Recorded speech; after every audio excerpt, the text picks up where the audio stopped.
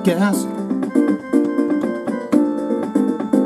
about heavy metal news and hard rock news and stuff. They don't try to give you the blues, but sometimes we get the blues, like today. It's a podcast about heavy metal, lots of stories, fun to be had.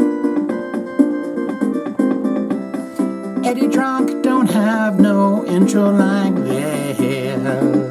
Come on, baby, baby, baby. Sometimes it's just that good. Welcome, one and all, back to another. Well, we got some serious situations at the top of this podcast here, because you can see that's Jakey Lee there, and we will get into that very shortly. But welcome back to the podcast. This is a no request zone. Jive Talkin with Shane Diablo is a no request zone. You can put requests for videos to do out the wazoo anywhere else but here, because here is where I get your feedback on the stories that we talked about in the previous episode. I've got your comments. We have stories. There was so much stuff to talk about, but unfortunately we can't get to it. We just get to a couple bits of news. How you doing? Let's take a minute to breathe, okay? Let's just calm the fuck down, okay?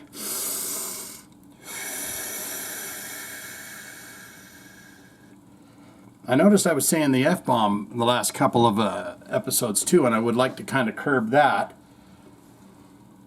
You know, Mom used to get out the soap, put it in your mouth. And, you know, that's, am I showing my age? Get the soap, Danny. Danny, go get the soap, this son of a bitch. But welcome, one and all. We got your comments and stories and everything else. A couple things we won't be talking about, but I think are pretty damn interesting, is acid bath. If you pay attention to the first listens that we do, acid bath are going to be doing the Sick New World Festival in April of next year. A couple of them have passed away, so they're going to figure out all of that stuff, but I thought that was very interesting. Biggest story that we got to get into right away is good news. Our friend Jake E. Lee of Ozzy Osbourne Band and Red Dragon Cartel and Badlands, he was shot 7 times. And no, he wasn't at any kind of pee-diddler parties or nothing like that. He was just walking his dog. That's all I know of the story, so we are going to get into this hard-hitting news podcast, what I like to do, and lower my seat, that I just realized I can do that. Is that a little too low? There we go. Let's get into the stories, guys. Let's get into the meat and potatoes of the situation and find out just how Jakey Lee is doing. Says, Jakey Lee says, and this is a good sign here because it says, so he's talking. He was in, I don't know if it's critical condition, but I mean, when you get shot 7 times, I mean, I think that's one more than old 50 Cent got. So I guess he's the toughest guy around. But Jakey Lee says police found 15 shell casings at the scene where he was shot. Jakey Lee has offered an update on his health 2 days after being shot in Las Vegas. The 67-year-old former Ozzy Osbourne guitarist, and Ozzy did say, I sure do hope he's okay. I hope he's okay. You know what Sharon should have said? You know what, Ozzy, I do too. I hope he's. I think we're going to give him some bleeding bloody writing credits on the ultimate sin. I think we're going to do that, Ozzy. Let's do it, Sharon. Let's do it. 67-year-old former Ozzy Osbourne guitarist was hit 3 times. Sorry. Do you see how rumors start? I said 7.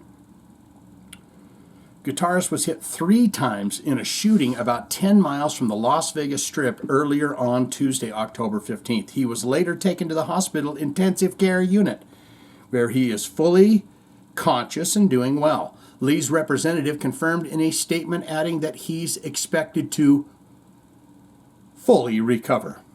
Earlier today, Thursday, October 17th, that'd be today that I speak these words to you, Jake posted a photo of his dog on the Red Dragon Cartel Facebook page and included the following message.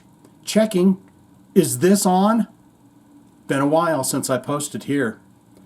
Let's see. I deeply appreciate all the concern and well wishes. Makes everything go on a little better. To clarify, I was shot 3 times, not 7 like Shane said. I was on my way back home from walking my dog, Coco. That's the same name as Ice-T's wife, whom we featured in the last episode. Ice-T and Coco. I didn't name him, so don't. All right, so he wants to get that out of the way. Don't want to go into details now. I'm tired. I feel relatively very lucky. The police found 15 shell casings at the scene, which means he emptied his clip on me. I could only dodge so many bullets. He was doing those sweet fucking backmen. You know, those things that Keanu Reeves did. What was that movie? Matrix? I've never seen it. I've only seen clipped bits of it. Is that crazy? I've never seen The Matrix. And now it just seems like a thing. It's like, oh, for crying out loud, I gotta fucking watch The Matrix and Matrix 2 and 3 and 4 and this and that. Don't want to go into details right now. I'm tired. I'm relatively very lucky. The police found 15 shell casings at the scene, which means he emptied his clip on me. Glack, glack, glack. I can only dodge so many, so one bullet went through my forearm. What about that rocking guitar arms, buddy? We want to update on that. Make sure the tendons are good. One through my foot, and one in the back, which broke a rib and damaged a lung.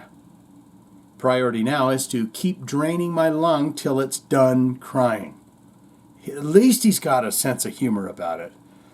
And when I looked at Blabbermouth today, Jakey Lee stories, there was 4 of them in the top story, so a little bit of publicity goes a long way, right? People are starting to wake up and go, fucking Jakey Lee, is he the one that did those fucking kick-ass records with Ozzy Osbourne? And they never gave him any credit for them and shit. He wrote those tunes, Shot in the Dark and shit. Did he do that?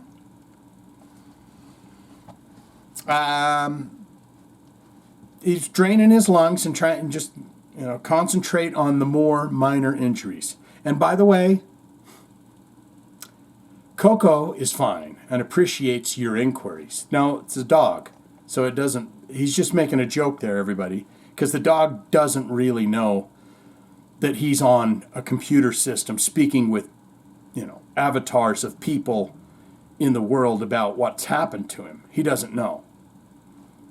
And by the way, Coco's fine. Okay, according to the Las Vegas Review-Journal, Lee was in his driveway about to walk his dog at about 2:40 a.m. It's a little early in the morning when he was shot. And everyone knows you don't go out at 2:40 in the fucking morning in any neighborhood. You think Coco's going to protect you? When he was shot in the forearm, in the back, and the bullet breaking a rib, and in the foot. None of the shots hit a vital organ. A neighbor heard the shots, hit his kids, grabbed a gun, and called 911. Lee's dog was unharmed. Lee's management said in a statement that police think the shooting was completely random and occurred while Lee took his dog out for a walk in the early morning hours. No further comments will be forthcoming. Lee and his family appreciate respecting their privacy at this time. The Las Vegas Police Department, what they gonna say here? The Las Vegas Police Department later released a statement in which they said, officers responded to a shooting incident in the 11,000 block of Elora Street. Officers arrived and located a male victim suffering from apparent gunshot wounds. The male was transported to the hospital. No arrests have been made at this time, but hey, pal, I'm fucking working on it. This is an ongoing investigation. Lee, who was tapped by Ozzy Osbourne to replace the late Randy Rhoads, and he really did a fine job, right? They shit all over that one fella that was in Night Ranger. But then when Jakey Lee got in there, and then like, all right, okay, this is a suitable Randy Rhoads replacement. What was that guy's name? He was great too. Filled in on the Speak of the Devil. Randy Rhoads in the singer's solo band played on two of the Ozzy Osbourne records, 1983's Bark at the Moon and 1986's The Ultimate Sin. In a statement to TMZ, Ozzy said, "Oh, it's been 37 years since I've seen Jakey Lee, but that still doesn't take away from the shock of hearing what happened to him today. It's just another senseless act of gun violence. I send me heart and me thoughts to him and his beautiful daughter, Jade. I just hope he'll be all right." Brett Michaels? Oh, my. Guys, I'm seeing Brad Gillis. That's who it is. Night Ranger's Brad Gillis. He was the guy that filled in, and they treated him so badly, but he rocked out good. Brett Michaels of Poison wrote in his ex-Twitters, come on, sing it, say it with me. "I think you give me something to believe in, to our friend Jakey Lee. Our thoughts, prayers, and concerns go out to you, my friend. After hearing the news of you being shot in Las Vegas today, we are pulling for you and hoping that you would have a something to believe in, a speedy recovery and incredible recovery." Oh, a speedy and incredible recovery. Speedy would be incredible. Journey's Neil Sean also took to the social media platform, said, "Crazy world." Take care, Jake. Night Ranger's Brad Gillis, who also played guitar in Osbourne's band in the past, shared his own statement on X regarding the shooting. "I just heard about Jakey Lee. Glad to hear he's doing well. My thoughts are with you, buddy." After performing with Ozzy, Lee formed the band Badlands, released two solo albums, Retraced and Guitar Warrior in 2005 and 2017, respectively. After self-imposed exile from the music industry and the public eye, Lee returned. The new band called Red Dragon Cartel, releasing a self-titled album in 2013, followed by Patina, which we've talked about and done stuff about in 2018. Let's get into this. Alex Van Halen. Everyone's been wondering, where is he at? Is he crazy? Is he gone nuts? He's got a new book out, and he says, and I think we either figured that the reason why there was no Eddie Van Halen tribute was it was David Lee Roth or it was Eddie Van Halen, or it was Alex Van Halen. This is going to set the story straight. I was just looking at myself in the just saying, man, you're good looking. When you know, it's all right to admire yourself every once in a while, even if you you've heard your whole life you're ugly as sin or whatever. You're beautiful. You're one of a kind. There was only one of you made. There will only be one of you that ever exists.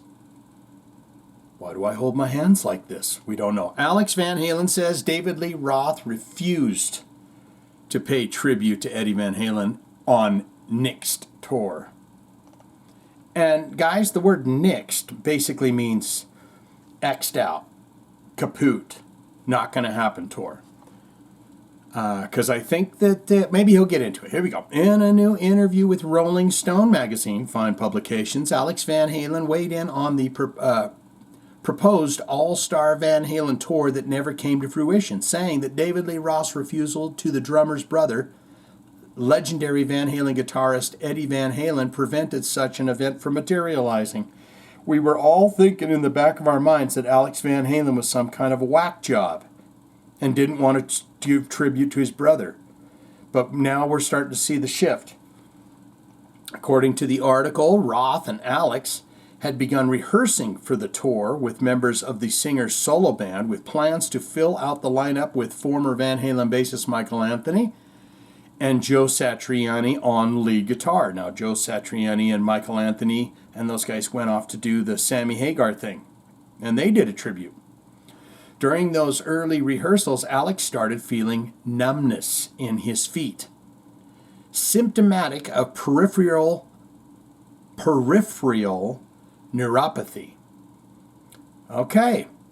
He had also been in contact with Queen's Brian May about how to properly pay tribute to his late brother during the reunion shows, as Queen did with Freddie Mercury. The thing that broke the camel's back. The thing that broke the camel's back. And I can be honest about it this now, Alex told Rolling Stone, was, I said, Dave, at some point we have to have a very overt, not a bowing, but an acknowledgement of Ed in the gig. Yes, you do, because that's what it would be. It would be a tribute to Eddie Van Halen. So the whole thing should be sprinkled and whizzed upon with Eddie Van Halen goodness. If you look at how Queen does it, now Dave, listen close. If you look at it how Queen does it, they show old footage. And the moment I said we got to acknowledge Ed, Dave fucking popped the fuse. The vitriol came out. It was unbelievable. According to Alex, David simply refused to pay tribute to Eddie. I'm from the streets. You talk to me like that, motherfucker, I'm gonna beat your fucking brains out. You got it? And I mean that. And I mean that. And that's how it ended. Alex said that. It's just, my God. I didn't know him it's like I didn't know him anymore. I have nothing but utmost respect for his work ethic and all of that. But Dave, you got to work as a community, motherfucker. It's not you alone anymore. Alex went on to say that he would not have been physically able to do the tour anyway. It's too bad on one hand, but it's fine on another. Because now, in retrospect, playing those old songs is not really paying tribute to anybody. That's just like a jukebox, in my opinion. To find a replacement for Ed, it's just not the same. In April 2022, former Metallica bassist Jason Newsted revealed to the Palm Beach Post that he was approached by Alex about 6 months earlier about playing bass for the project. Newsted told the Florida newspaper that he agreed to go to California to jam with Alex and Joe Satriani and see if it all felt good. Felt right. But he eventually realized that it would be impossible to do justice to Van Halen's legacy. In recent months, Eddie's son, Wolfgang Van Halen, who had played bass for Van Halen at the end of the band's recording and touring career, repeatedly said that drama in the Van Halen camp has prevented a proposed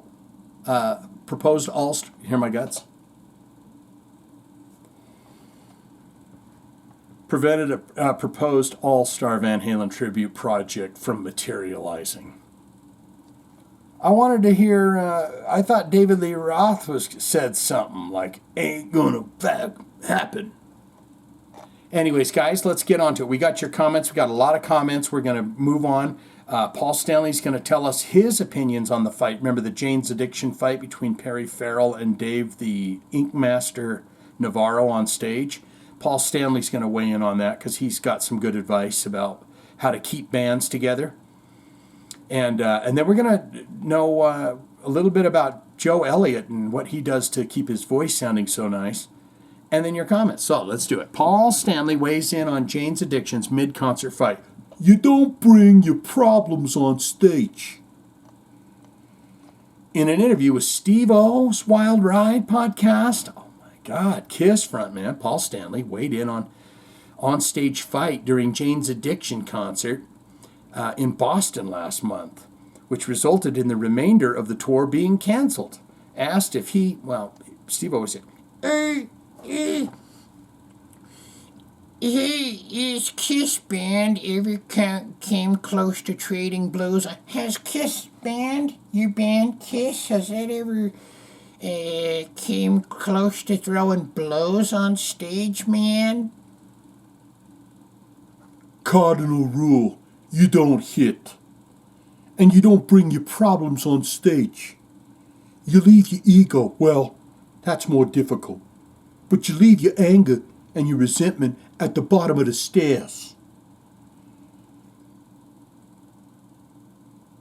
Lost my place. And we would go on stage and have a great time, sometimes playing and then walking off stage and not being talking to each other. The audience doesn't deserve that. The audience paid. And that goes back to the same philosophy of being the band we never saw. Oh boy. He's going to launch into the band we've never saw. Paul continued, People get one chance to see you, possibly on a tour. It doesn't matter about last night or about a night after. That's their night. And for them to see you not interacting with the bandmates, that's kid shit. That's disrespectful to the people who paid. There were a few times in Kiss's touring days where there were two people who wouldn't be talking to two other people, if you get my drift. After that Tom Snyder show, when we all went on there was two of us that was talking to each other. There was two of us that we weren't talking to them. You go up on stage and you rock out and you have a good time, great time even. You even have a great time. And then you walk off stage and you don't have anything to do with them. It's your job. during a question and answer session with fans aboard the 2022 Kiss cruise, Stanley was asked what he has learned about himself through his 50-year friendship and working relationship with fellow Kiss co-founder Gene Simmons. That's interesting. That's an interesting question. Yeah, we're very different, but we certainly share a pride in what we do, a work ethic. Maybe because our parents came from Europe, where I think that's the most important stuff, is the pride in the work you do and to work hard for your money. So hard for it, honey. Hear my guts? I tell you, it's these sparkling waters, and boy, they make your urine reek.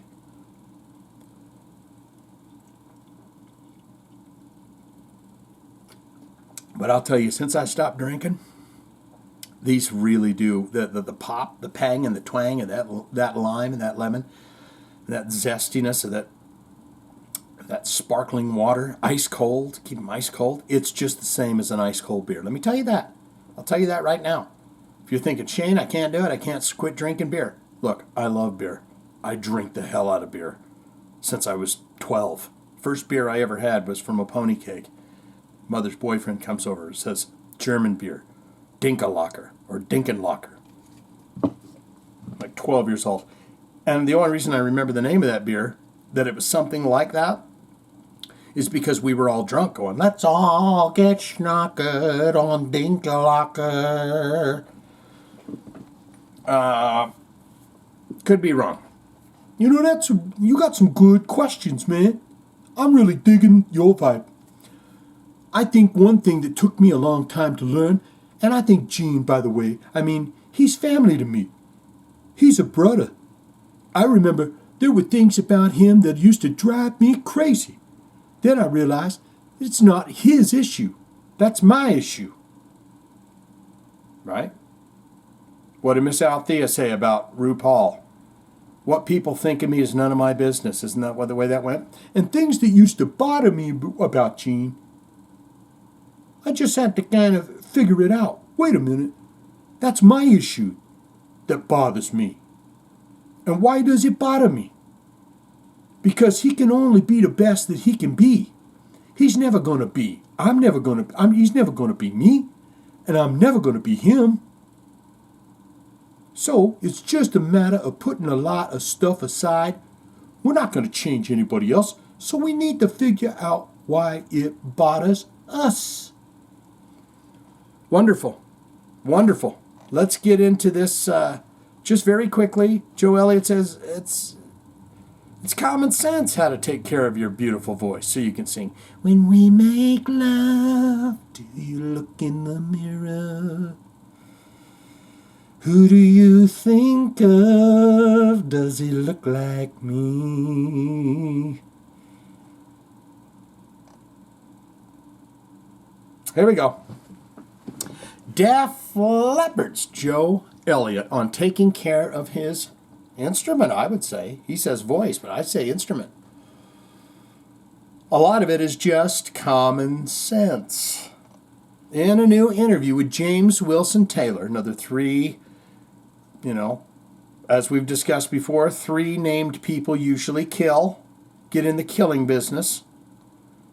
Speaking of that, did you hear that? Did you see that? I just whizzed past this story where they found a hiker that was hacked to death. Do we have a serial killer in the woods? This guy was up in the woods, and they found him in his tent hacked to death.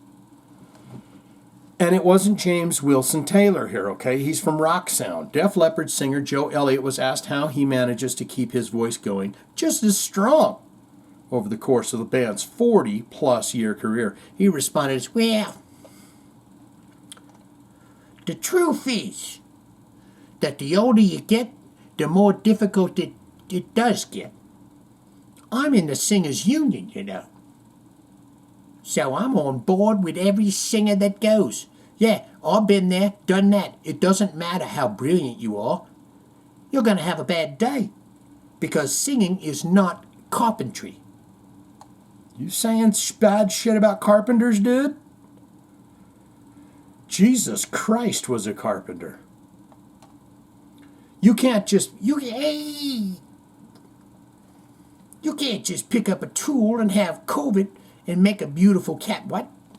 You can't just pick up a tool and have COVID and make a beautiful cabinet because you still work that kind of... I'm losing my accent. COVID. Make a beautiful cabinet because you still work that kind of work if you're sick. You can't sing or barely talk. There it is. You can't sing or barely talk even if you're sick. So sometimes you get sick, it affects your voice. But as long as you're not sick, there isn't an excuse depending on how much we'll get to it. A lot of strange singers are born with an amazing voice. So they don't believe they need to bother to try. And I understand that because if I'd have been born with a great voice, I don't think I would have tried as hard either. But the fact that I was not, and I had to develop me one, just 'cause I wanted it, I was prepared to do the work. And Vivian Campbell, Def Leppard guitar player, but also Ronnie James Dio, let's not forget him, was the guy that brought Roger Love on board. Roger Love, this LA-based vocal coach who's worked... Where's his TikTok? I've never heard of Roger Love. This LA-based vocal coach who's worked with everybody from the Beach Boys... That's not very big. The Beach Boys to Iggy Pop. That's not a big leap, is it? That's not a vast... if you said the Beach Boys and Slayer, you're like, well, he's really worked with some. It doesn't matter what kind of singer you are. He doesn't teach you to sing. He teaches you not to lose your voice. That's the key. So, you're learning to sing a certain way where you protect your voice. I'm holding my hands like this. I don't know why. We're done with it. That's the key. Don't you bleeding black, So, learn to sing a certain way and you'll protect your voice in a certain environment. All right, we're done with that. He's basically all he was doing there, guys, was just freaking showing off. Let's get into your comments. That's right. It's time for comments time. We got Johnny B here. Now, last time he was under the weather. We got 2 bars. I feel good about this. I see a trip to Scotland in your near future. Nothing kinky would happen, say you? Question mark. I'm willing to bet you're not being 100% honest with that statement. Maybe just a little. I always let she would have to say, I'd really like to take your trousers off. I'd love to take your trousers off on this nice picnic day. I said, let's just have a bit of wine and stuff first. I feel like I need to get to know you a little better. I know you from TikTok, and I'm loving that, but I need to know a little bit more about you. And she said, let me just take your trousers off. We'll see. We'll see. I could just get there and then just end up with the authorities where they're going, yeah, this guy came all the way because he said he fell in love with her online. And that's never happened before, has it? Johnny B on body count, making comfortably numb. We are doing that this coming week. Relevant again is not a very true statement by Mr. Gilmore. That song and his old band were never irrelevant. My mom, who is a boomer, appreciated their music. My generation, Gen X, loved their music. Millennials carried the torch. And my daughter's generation, Gen Z, loved their t-shirts. They got good t-shirts. And you're not wrong, because I have friends that have 12 and 14 and 15-year-old sons, and they listen to a ton of old shit. Pink Floyd, Led Zeppelin, all that. In fact, I was talking to a friend of mine about the fact that I'm slowly learning Tom Sawyer on the bass, and he goes, "It's crazy that you're learning that because my kid put the on in the car." I don't know. I was going to say a CD, but I don't know. Maybe a Spotify or whatever. But the son said, "I would like to hear Moving Pictures from Rush." Okay, let's keep going here. Gen X and the Millennials and my daughter and the Gen Z, and they love the t-shirts. So, Body Count's version comes along, and I'm kind of over here like, why? It's okay, I get it, but it didn't bring anything back. Very poignant there. He said, D. Snyder is full of shit. Always has been and always will be. Much respect for the man, but he's completely full of shit. Split the earnings with your bandmates like the good Lord intended and help them out. Yeah.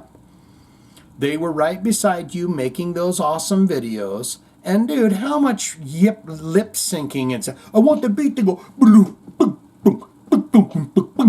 I mean, come on. That they're creating the music too. You want to know why U2's still together, the four of those guys? You want to know why Coldplay is still together, all those guys and all that? Well, I don't know about Coldplay. But they split all those credits. They split it 25%. Tool, I bet you they got an arrangement like that. Let's see. Okay, they were right beside you making those awesome videos in the 80s, and let them wet their beaks. Yes. Johnny B says, Adrian Smith is the lifeblood that runs through the veins of Iron Maiden. The guy is an absolute treasure, and I hope to catch this current tour. I saw them when they were on the Book of Souls tour. I saw that one too. And they were freaking top notch. I cried during the Wasted Years. I'm known to do that at a concert from time. It's like a church to me. And I don't go to enough concerts. I haven't been to one in a while. But it's reverent to me. You walk in and you hear the drums, doo, doo, and they're sound checking, and you got Highway to Hell on the speakers, and it's just everything. And the Book of Souls tour, they do Wasted Years. I'm standing there.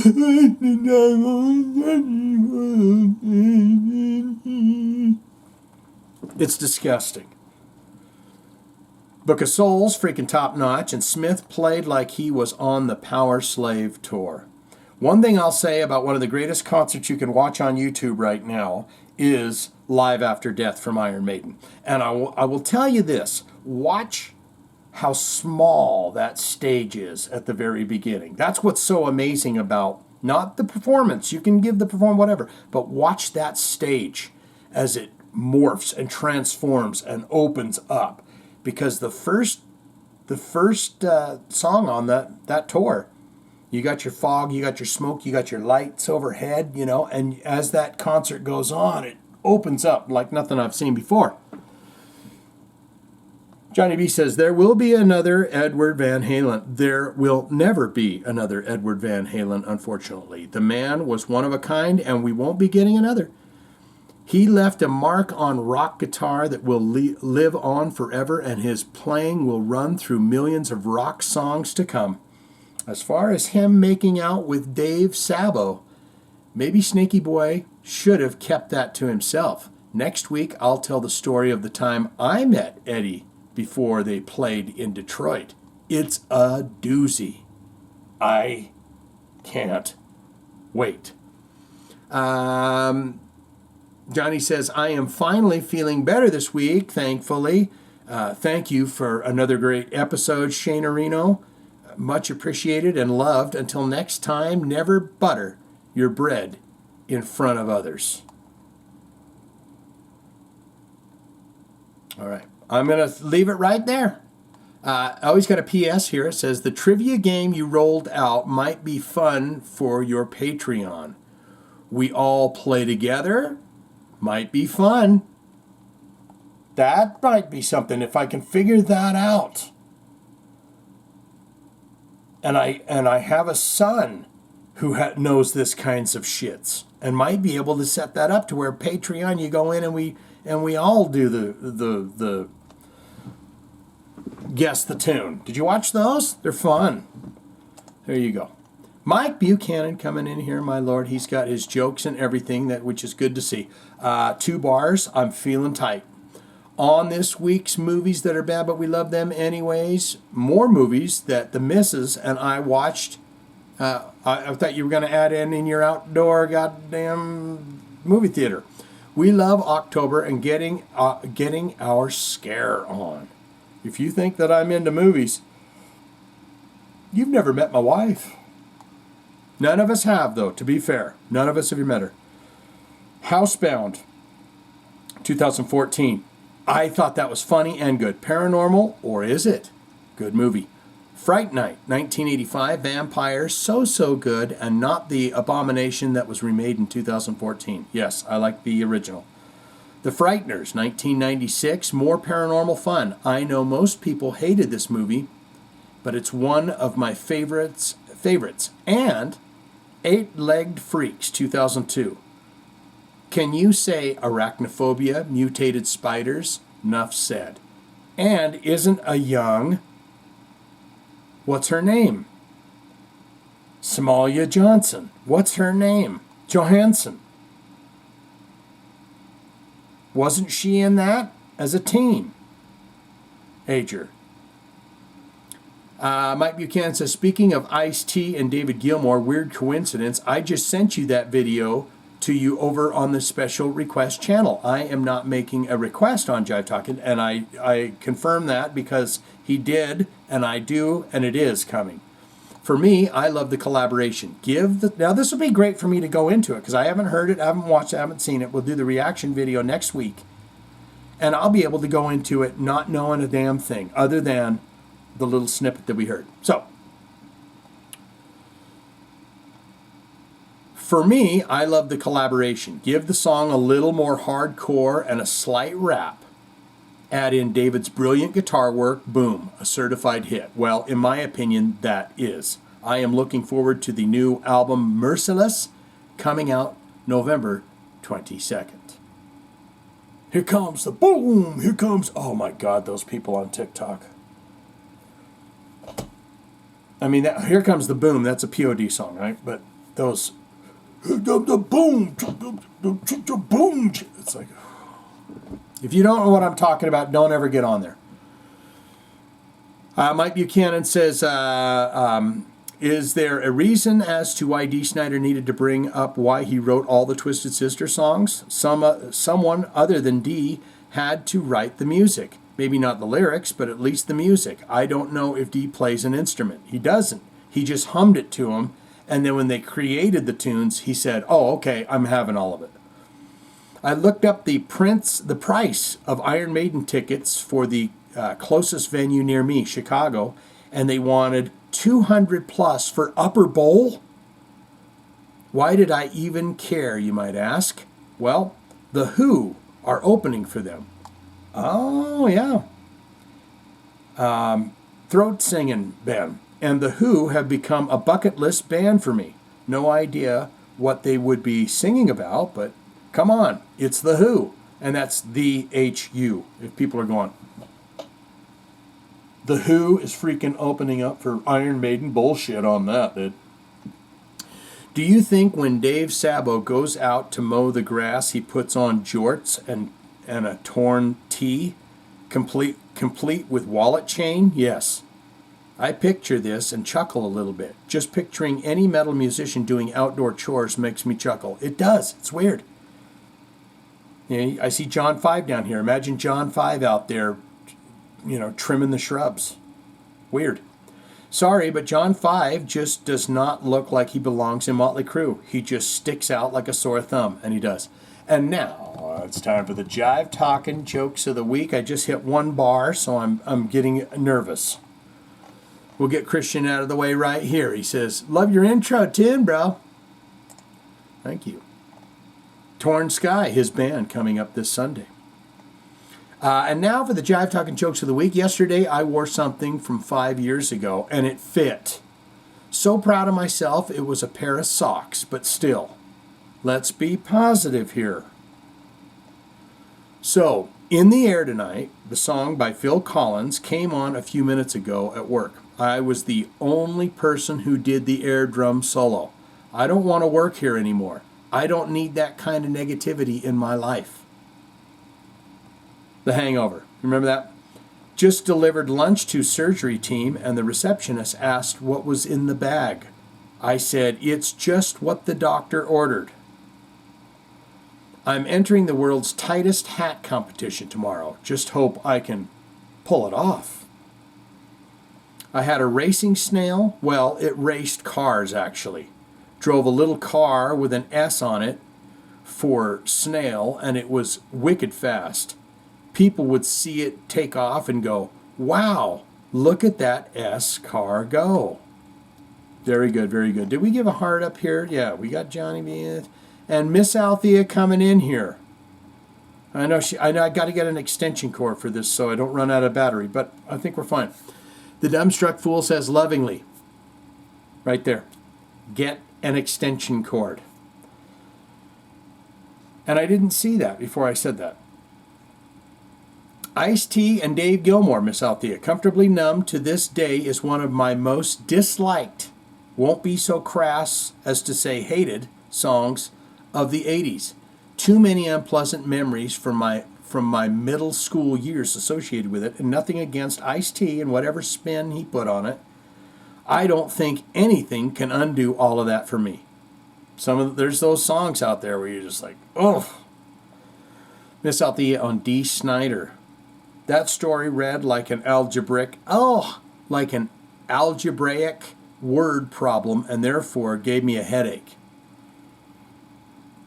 Miss Althea on Iron Maiden. Are they aware that Duran Duran also had a tour just last year titled Future Past? And I believe Maiden kicked off theirs when Duran Duran's was winding down. Wonder if any online ticket buyers didn't pay attention to details and unwittingly purchased theirs purchased for one but meant the other. It's true. I am also making myself laugh with hilarious thoughts of Eddie doing a walk at Duran Duran show and attacking Simon Le Bon. He knows better not to touch John Taylor. Miss Althea says Dave Sabo's memories of the Skids opening for Van Halen. The only thing that jumped out at me, pun intended, was the mention of the undisclosed amphitheater in Camden, New Jersey. I knew what he was talking about. Den and I have patronized the venue several times. It's a very reasonable drive of under 2 hours, oh well that's good, from where we live in Maryland. A very nice facility right on the beautiful Delaware River. Way overpriced cocktails and all. Be prepared to skip a car payment if you want anything that packs a wallop. Yeah. And depending on which direction you are coming from, you may or may not have to go through some sketchy neighborhoods to get there. One of them, roll them up. It has changed names several times over the past few years, and I honestly not sure what it is called at this exact moment. Freedom Mortgage Pavilion, I think. I guarantee it will be something different again by next spring. Yep. Hey, when the stocks go up and the thing goes down and this and they buy and they sell and they converge and merge, shit gets changed up. There's a baseball park right by me, and I swear it's been 5,000 different things. I mean, this credit union, that thing, this. Miss Althea on Motley Crue up into clubs. As I mentioned in last week's comment, I have been contributing to some select boards on Reddit, aka also known as subreddits. Is that what that means, aka with the slashes in it? I feel like I just figured that out. I questioned the source of the 1990 photo of Nikki and Hide and Taji, R.I.P. to both, originally on the X Japan subreddit, and I dual posted on the Motley Crue subreddit. Want to check it out? Go here. All right. So click that link. Yes, I just shamelessly plugged my own post. Because of that, I constantly get alerts of posting to it. The past few days have been nothing but up-to-the-minute photos and or videos of the club shows. Everything from this is how long the line is outside at the Whiskey right now to random song clips like the one you showed. To be honest, all I saw was nothing but a sea of cell phones. It was so distracting to the point of being like, oh, is there a band on the stage playing? I saw Nick Cave. Did anyone see that clip of Nick Cave? He walked right out to the front of the stage and was like, no, we're going to put our phones down. So I'm going to stand here and I'm going to pose for you. And then he went around telling him, no. Put your phone down. Put it away. Now let's have a rock concert. You're going to start to see a lot more of that happen, I think. And it's good and it's also bad because I like to see the videos and stuff. This is how long the line is outside the... Blah, blah, blah, blah. To be honest, all I saw was a sea of cell phones. It was so distracting to the point of being like, oh, is there a band on stage playing? Okay. Miss Althea on Ripper, the Ripman Owens, and Bar Rescue. Yes, Ripper did own a bar/rock club in Akron, Ohio. Oh, she's got the information. And it was featured on Season 4, Episode 36 of Bar Rescue. The place unfortunately did not survive despite John Taffer's intervention, and it permanently closed a year or two after the episode aired. So there was no John Taffer, he didn't get to go back and do a follow-up. I got to watch that now. I got to watch it right now. Stop doing this podcast and watch that.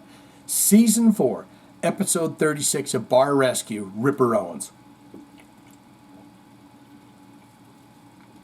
My friends, if anything good came from this podcast today, it's that right there. You can say, well, I know what I'm going to do for about 30 minutes, 20 minutes. You know, commercial breaks excluded. 20 minutes. I'm going to watch John Taffer rip the Ripper Man a new asshole about his club being shit. Because it's just insane when that guy gets right up in their face. He'll have little spittle balls flying on him and shit. He tells them, your business sucks. All right, we're going to swing out of here with just a random tune that pops on. You'll see how talented I am in that way. Hey, take care of yourself, right? Sometimes I get caught up in the hoopla and the horse shit and everything else. And what you need to do is just take a minute. And this works for me, and maybe it'll work for you. But anytime you're just stressing out about anything, bring yourself right back to where you are right here, right now, listening to this podcast. This is where you are right now. The history is in the past, and you're probably the only one that remembers that version of the history that you have with anybody, anywhere. And the future is not here. You are living your life in the moment. It's the best place to be when you can focus all your energy on everything you're doing at that exact time. Live each day instead of the next day. Oh, fuck, the weather's going to be bad tomorrow. Oh, fuck this. Okay? You can do it. Daddy says so. All right?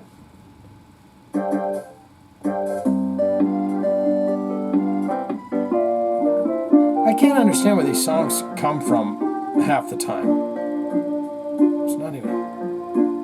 I don't want that. I'll tell you that right now. Patterns. Because this thing's got songs.